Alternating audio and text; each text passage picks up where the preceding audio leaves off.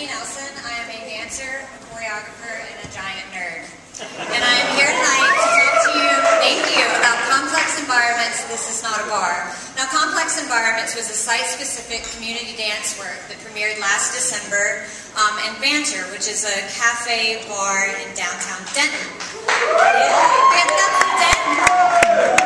And just for the sake of clarity, the term site-specific means that an artwork is created for a particular space. And that space is usually outside of the traditional, like, theater stage, or for visual artists, gallery, museum space. Artists will put site-specific work in parks, on trains. I'm hoping to see something out here in the audience tonight, if I have any takers. We put ours in a bar. I say we because I did this project. It was a collaborative effort with my best friend, fellow choreographer Sloan. And we came together to work on this project because we had really similar ideas about what we wanted out of it. We both wanted to go into a community that we really identified with, and we wanted to create a work that was in, about, and for that community. And we chose Banter because we both hung out there a lot. It's a really friendly atmosphere. There's local art on the walls. People are generally nice. You go in and people will be up front listening to live music, and people in the back will be studying and working on their laptops. We just knew it was the place for us. So now we have a great idea. We have to assemble the army. This is our cast. We gathered a bunch of great performers. Melissa Watt, Jose Zamora, Juan Pablo Montez, Nadia Lazansky, and an awesome musician, John Osborne. How are we going to pay these people, we asked ourselves. Lily suggested a great website called Kickstarter.com, and Kickstarter is basically a funding platform for any kind of creative project.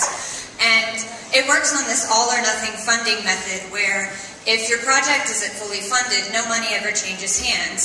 So we created a Kickstarter project, and people could back us, and they would receive some kind of incentive in return.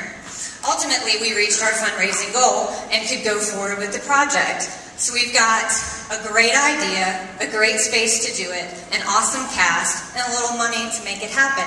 But how do you make a work that's in, about, and for a community? Well, you got to go there first. Lily and I would go to Banter all of the time, and we'd talk to people. We'd see what was going on in Banter, and we'd tell them about the project and generate a little interest. Now, we also went on these like super secret spy missions where we would kind of go into Banter and really just spy on people. We'd watch the way they moved and kind of eavesdrop on their conversations.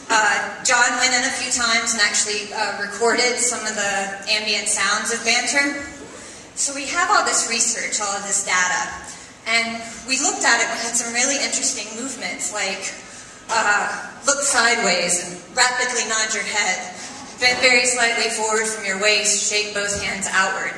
And then we would layer that on top of interesting pieces of text that we heard, like, can I get the turkey and Swiss with no tomato? And what's with the mustache? So when we started to work and rehearse, we would basically just improvise with the material at first and kind of see how things fit in relationship to one another. Then the work slowly started to take on a structure. And by the end, we had this really awesome kind of 45-minute work, and we had such a strong group of performers that we even left a little space within the performance for some improvisation. So we never had the same performance twice.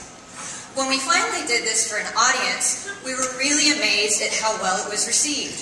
People really connected to what we had done. And that was very exciting, obviously.